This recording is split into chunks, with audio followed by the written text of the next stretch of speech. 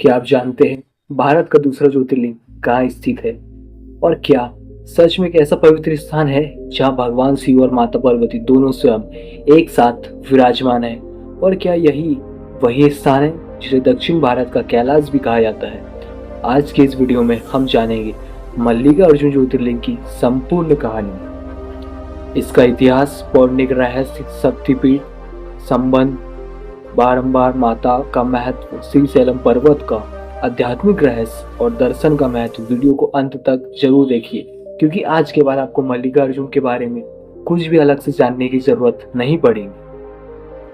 आइए दोस्तों, चलते हैं हम हमारे सीरीज 2 में। फिर हम बात करते हैं,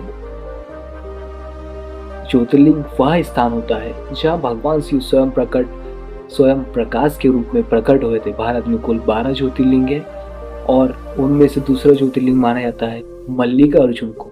लेकिन यह ज्योतिर्लिंग इसलिए विशेष है क्योंकि यहाँ शिव और शक्ति दोनों एक साथ विराजमान है। मल्लिकार्जुन ज्योतिर्लिंग आंध्र प्रदेश के श्रीशैलम पर्वत पर स्थित है। यह मंदिर नलमला पर्वत श्रृंखला के घने जंगलों के बीच स्थित है और इसके पास ही बहती है पवित्र कृष्णा नदी। यह स्थान प्राकृतिक सौंदर्यता और आध्यात्मिक ऊर्जा का अद्भुत संगम माना जाता है।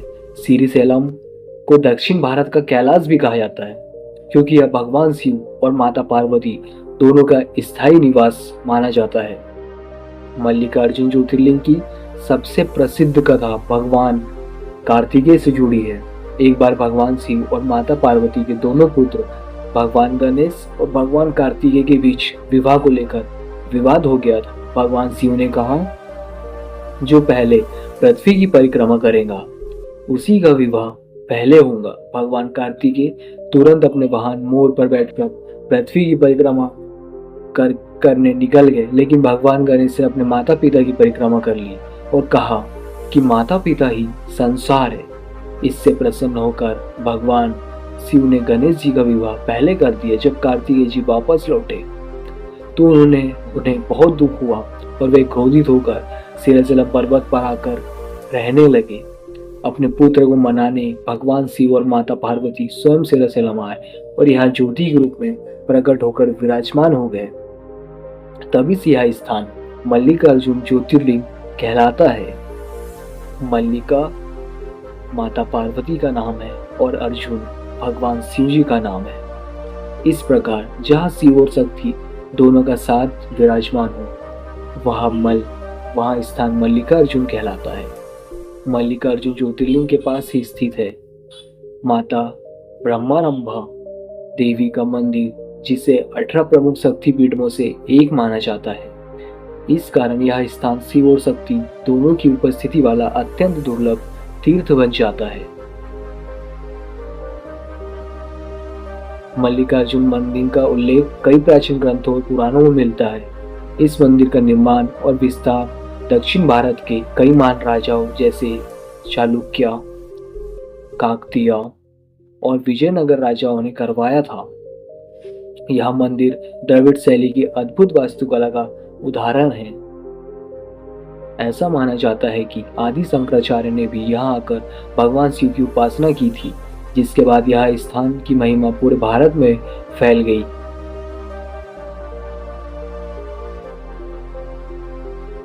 श्रीशैलम के पास स्थित अक्का महादेवी गुफाएं भी अत्यंत प्रसिद्ध है। मान्यता है कि यह महान संत अक्का महादेवी ने तपस्या की थी। यह स्थान आज भी साधना और ध्यान के लिए अत्यंत शक्तिशाली माना जाता है।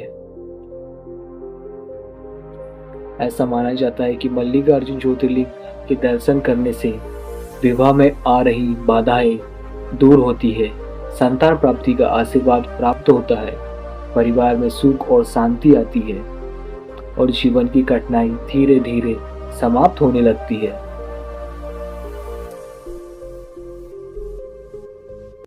मल्लिकार्जुन मंदिर में सबसे अधिक भीड़ लगती है महाशिवरात्रि के पर्व पर, श्रावण मास में और नवरात्रि के दौरान।